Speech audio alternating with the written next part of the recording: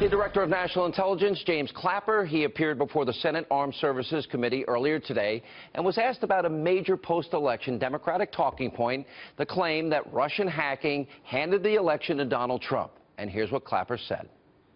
They did not change any vote tallies or anything of that sort.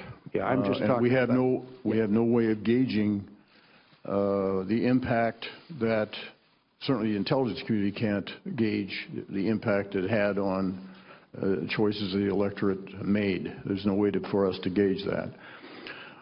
Whether or not that constitutes an act of war, I think, is a very heavy policy call that I don't believe the intelligence community should make, but it's certainly would carry, in my view, great gravity. All right, let me explain what this means. Everything that you have been hearing from the president, from Hillary Clinton, from her campaign, from the Democratic Party about hacking, determining the outcome of this election is not true. Now, here's what is true. Now, did the Russians hack into our voting machines? No, they did not.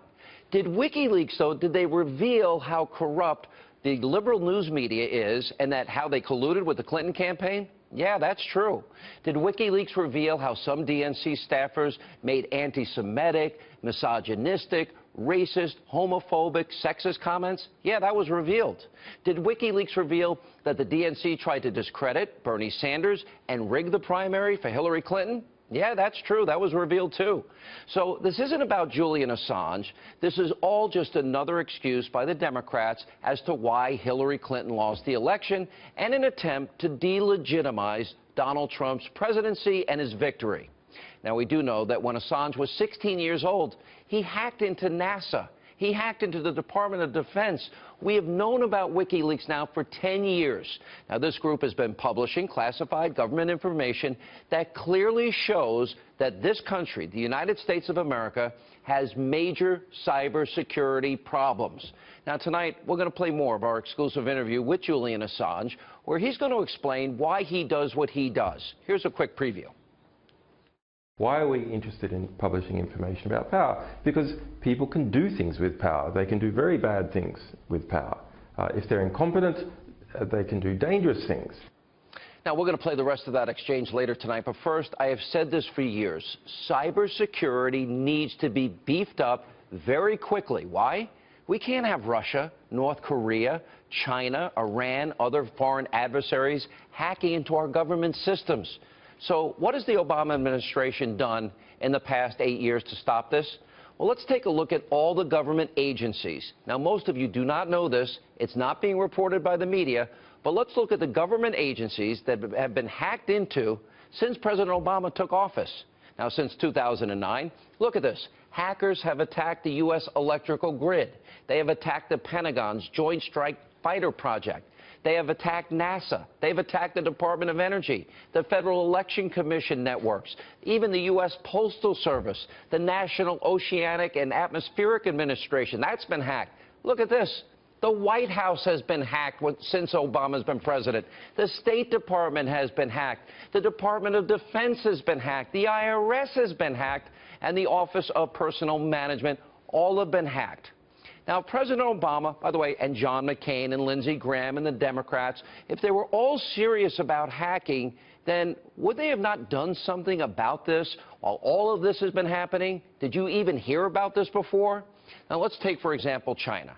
Well, they hacked the Office of Personnel Management. This is 2015. They got sensitive information on over 21 million people in America, and that information means those people's information was compromised. And then the CIA. At the time, they thought the breach was so serious that they removed agency officers that were stationed in China as a precautionary measure.